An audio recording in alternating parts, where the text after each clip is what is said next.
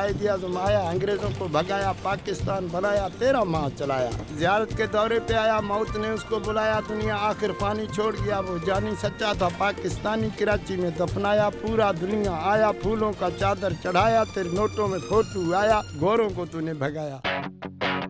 قائد اعظم کے بعد بابا جو بھی آتا ہے بس اپنا الو سیدھا کرتا ہے. السلام علیکم ناظرین, آپ دیکھ رہے ہیں مانگ رہا ہے پاکستان. میں ہوں عادل شاہد اور میں ہوں اکبر ملک. ناظرین, موجودہ صورتحال میں ہم دیکھتے ہیں کہ روز نئے نئے جلسے ہو رہے ہیں, روز نئے نئے شہروں میں نئے نئے جلسے ہو رہے ہیں. ہر کوئی یہ بات کر رہا ہے, خواہ وہ عمران خان صاحب ہوں, الطاف حسین صاحب ہوں, نواز شریف صاحب ہوں, کہ ہمیں ایک موقع دے دو, ہم اس ملک کی تقدیر بدل کے رکھ دیں گے. ان سب صورتحال کے اندر جو ہمارے بنیادی مسائل ہیں اس کی طرف سے ہمارے حکمرانوں کی توجہ ہٹتی چلی جا رہی ہے.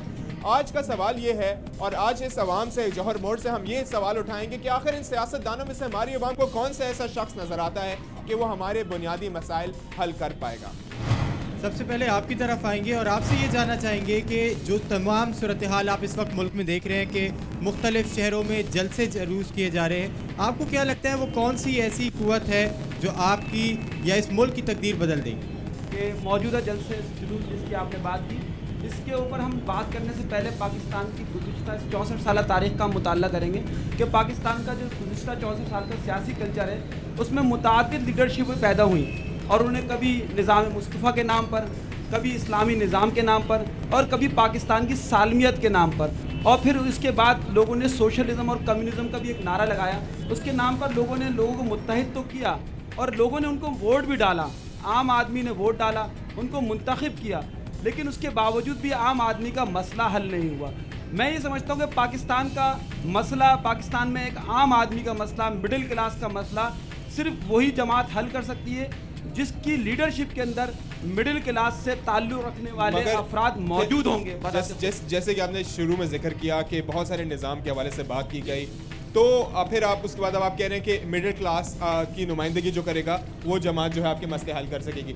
آپ کی گفتگو سے ایسا لگتا ہے کہ آپ اس بات کو ابھی تک اسٹیبلش نہیں کر پائے, یا آپ کو لگتا ہے کہ پاکستان کے ابھی تک جو نظام ہے وہی صحیح نہیں بن پایا؟ کیا آپ اس بات سے اتفاق کریں گے؟ نہیں, پاکستان کا نظام, پاکستان میں نظام ہے کون سا؟ پاکستان میں اگر آج کل تو جمہوری نظام ہے. نہیں, پاکستان میں صرف اور صرف جاگیردارانہ نظام ہے جو ہمیں نظر آ رہا ہے, جس میں ہر دور میں جو بھی سیاسی جماعت معرض وجود میں آتی ہے اس میں صرف اور صرف جاگیردار, وڈیرے, خواندین, چودھری, سجادہ نشین, گدی نشین اور علاقے کا پٹواری جو ہے وہ وہاں کا ایم این اے بنتا ہے, ایم پی اے بنتا ہے. مگر یہ جو, ٹھیک ہے آپ بالکل صحیح بات کر رہے ہیں, اس جاگیردارانہ نظام نے جو ہے ہماری جو ترقی ہے اس کے اندر ایک بہت بڑی رکاوٹ کے طور پہ پیش ہوتی ہے. اس جاگیردارانہ نظام کا خاتمہ آپ کی نظر میں کیا ہے؟ بیکاز اگر ہم جو ہے شہروں سے ہٹ کے, کراچی سے ہٹ کے اندرون سندھ جائیں تو وہاں پر تو جو سیاست ہے وہ بالکل فرق ہے شہروں سے, تو ادھر تو لوگ واقعی جاگیردارانہ نظام کے علاوہ وہاں پہ کچھ چل نہیں پاتا. اس کا خاتمہ کس طریقے سے ہوگا آپ کی نظر میں کیسے ہوگا؟ دیکھیں, اس کا جو حل ہے وہ یہی ہے کہ جیسے شہری علاقوں میں جو جماعتیں معرض وجود میں آتی ہیں, یقیناً گاؤں دیہاتوں میں تو جماعتیں بنتی نہیں ہیں. جو وڈیرا ہے وہ اپنی سیاست کرتا ہے شہری علاقوں میں, وہاں کے اپنے ہاریوں کو اور کسانوں کو غلام بنا کے رکھتا ہے, لیکن جو جماعتیں معرض وجود میں آتی ہیں وہ گاؤں دیہاتوں میں جا کر ان کا کام ہے کہ وہ جا کر ایک عام کسان کو, مزدور کو, وہ جو مزدور کام کر رہا ہے, جو کسان ہاری کسان کی شکل میں اس جاگیردار کا غلام بنا ہوا ہے, اس کے اندر شعور پیدا کریں گے. اور وہی لوگ شعور پیدا کر سکتے ہیں جو اسی کلاس سے بلونگ کرتے ہوں. وہ ہاری اور کسان جب تک کسی بھی جماعت میں لیڈرشپ کے طور پہ, اگر آج لیڈرشپ کے اندر کوئی ہاری اور کسان آ جائے گا تو اس پاکستان میں ایک غریب آدمی کا مسئلہ حل ہو جائے گا, چاہے وہ شہری علاقے سے تعلق رکھتا ہو یا دیہی علاقے سے تعلق رکھتا ہو, شرط لیڈرشپ کے اندر. ٹھیک ہے, مگر اگر اس چیز کو دوسرے کانٹیکسٹ میں رکھیں اور تجارت یا تاجر کے حوالے سے بات کریں تو تاجر بھی جو ہیں وہ حکمران بنے اور بننا چاہ رہے ہیں, اور ابھی بھی جو ہے بہت بڑی بڑی جماعتوں کے جو سربراہ ہیں وہ تاجر برادری سے ہی تعلق رکھتے ہیں. انہوں نے تو تاجروں کا مسئلہ حل نہیں کیا, تو پھر یہ کیسے مان لیں کہ اگر کسان, ایک پاکستانی کسان اٹھ کے جو ہے وہ حکومت میں آ جائے گا تو وہ کسانوں کا مسئلہ حل کر دے گا؟ دیکھیں, پاکستان میں یہ بات ایسی نہیں ہے کہ آپ نے ابھی کہہ دیا کہ تاجر اگر آ جائے گا تو پاکستان کا سیاسی کلچر اتنا کرپٹ ہے کہ اس میں نچلی سطح سے انقلاب آئے گا. دنیا بھر کی اگر پریکٹس اگر ہم اٹھا کے دیکھیں تو دنیا میں جہاں بھی انقلاب آیا ہے وہاں پر ایک غریب آدمی ہی انقلاب لے کے آیا. یہ انقلاب جس کی آپ بات کریں, انقلاب ہے کیا؟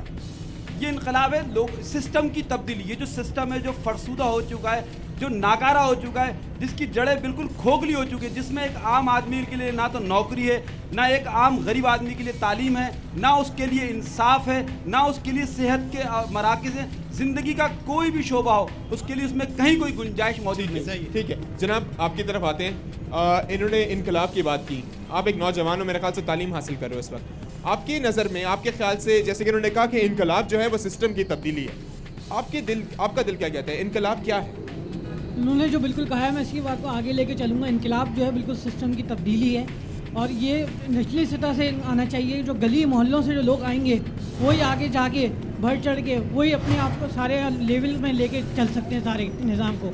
सही। लेकिन मौजूदा सूरत हाल में आपको क्या लगता है कि ये इनकलाब किस तरीके से मुमकिन होगा? कौन सी ऐसी जमात, मुख्तलिफ नारे बुलंद हो रहे हैं इस वक्त, तो कौन सी ऐसी जमात आपको लगती है जो ये इनकलाब बर्पा कर सकती है? आपका दिल क्या ठुकता है? आपके मसाइल कौन सा सियासतदान हल कर सकता है जो इस वक्त जो जलसे जुलूस हो रहे हैं इन सब के मद्देनजर अगर बात की जाए? अल्ताफ़ हुसैन ही है जो इन सब सारे मसाइल हल कर सकते हैं। अल्ताफ़ हुसैन आपको लगता है कि मुल्क को तरक्की की तरफ गामजन कर सकते हैं? बिल्कुल जी नाज़रीन, यहाँ पर प्रोग्राम में एक वक्फा शामिल करेंगे, वक्फे से वापस आएंगे, अपनी गुफ्तगू को यहीं से जोड़ेंगे, हमारे साथ रहिएगा।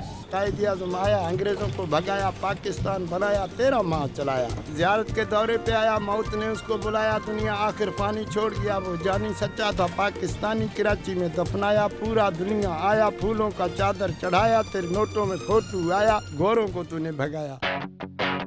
कायद आज़म के बाद बाबा जो भी आता है बस अपना उल्लू सीधा करता है।